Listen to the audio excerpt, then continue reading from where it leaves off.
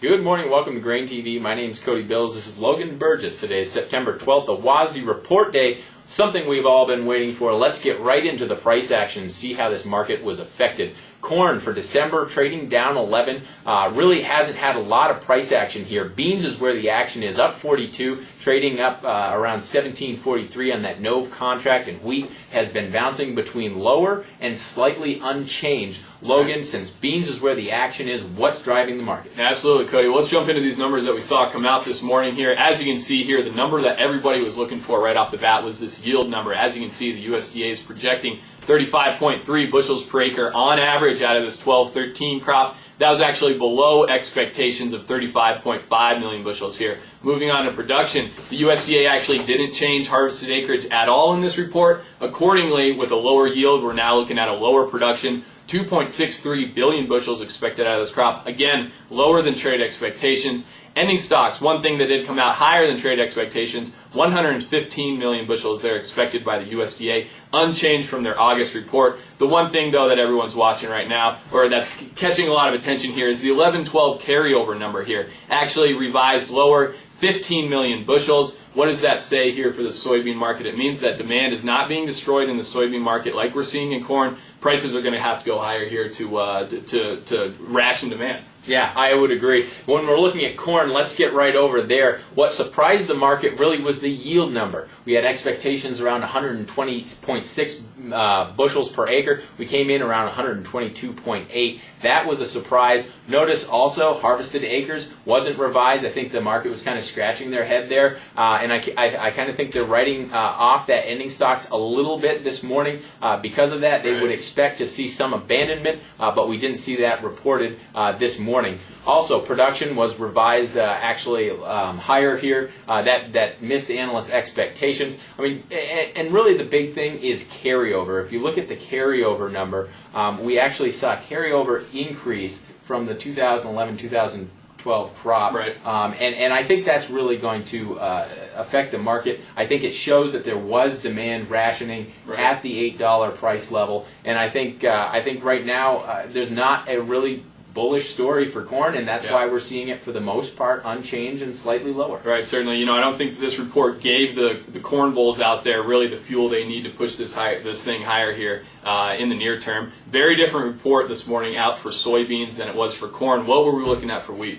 Yeah, wheat was kind of interesting. We came in right about on par with analyst expectations. We saw Russia downgraded to 39 million metric tons from 43. Right. So that was expected. We knew that the crop was worse than what we saw in August, and so that was expected. We saw Ukraine, we saw Kazakhstan both kind of revised higher and lower, but they washed each other out. I think the big wild card here is Australia, and the big surprise in this report for me was Australia not being revised. The USDA right now is sitting at around 26 million metric tons produced for wheat out of Australia. We saw a report out of Sydney yesterday, actually, and they were expecting, their estimates are around 22.5 million metric tons, and they had a previous estimate, so that was revised lower from a previous estimate of 24.1. So the bottom line here is that I think the USDA is playing it very conservative. We know that Australia is right now during the vegetative to heading stage. Right. We know that they're very sensitive to heat. We know that they're very sensitive to dryness, and I think that's what they're getting. There is still a lot of growing season left, but I think one of the themes in the wheat market in the months to come will be Australia and whether or not they get rain. So pay close attention to the weather down there. That will definitely be affecting wheat prices. Right, well, we'll keep you posted on that on GrainTV. Kind of staying on the world production front here, one more interesting thing that we did come out here as it relates to soybeans was expected production out of Brazil. The USDA actually left that figure unchanged from what they said out of their August report. They're looking for around 81 million metric tons there in Brazilian production for the 12-13 crop. This is lower than what we've seen come out from, we've seen Ag Rural, Informa just this morning, FC Stone come out with a figure around 82 million metric tons. So I'm expecting the USDA in the coming months to have to revise that figure higher. Obviously, Brazil is going to be feverishly planting soybeans, trying to make up a production gap left by the U.S. here this summer and capture these exceptionally high prices. And perhaps that's also why we're seeing the spreads go crazy right now. We're exactly. seeing November beans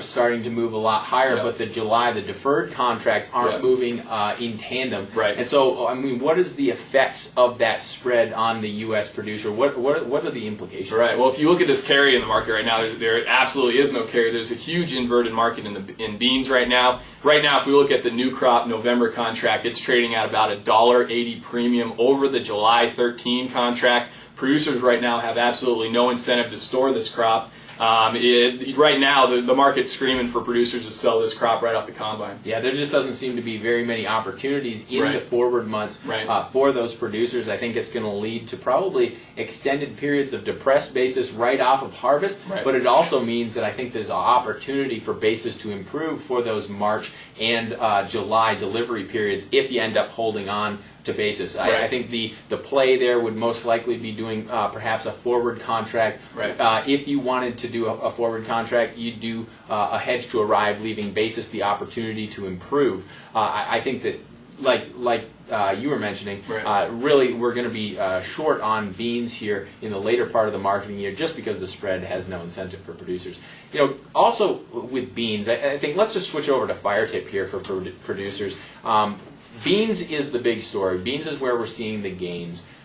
Does beans have the gumption? Does it have the story technically and fundamentally to take out the highs that we saw printed here about last week? Yeah, I'd say absolutely yes to that question here, Cody. If we take a look right now at the November soybean chart, this is a daily candlestick chart here, and as you can see here, in yesterday's action, the trade traded down here, and we found a lot of support there around 17. That was a high that we printed back previously in July. This should act as support here moving forward. So technically, this contract is still fully in a bull move here, and the fundamentals right now are backing this up after this report that we saw come out, Cody. Lower than expected yield, and like you said, that harvested acreage number, a lot of people are looking for that figure to come down as well. There's just not going to be that many soybeans available for consumption here come harvest in the U.S. And the bottom line, from what we saw from the 11-12 carryout number, demand is not being destroyed. This thing's going to need to go higher here, maybe test, certainly push through the highs. A lot of people right now are talking between $18 and $20 a bushel is what's going to be required to really knock demand out of this market like we've seen happen to corn. That sounds fair enough. I'd second that motion. Also, tune in for tomorrow. We'll be tweeting on Twitter all day long on the price action, any key support levels or resistance levels that we're approaching. Thanks a lot for tuning in. We'll see you on Thursday. Have a good one.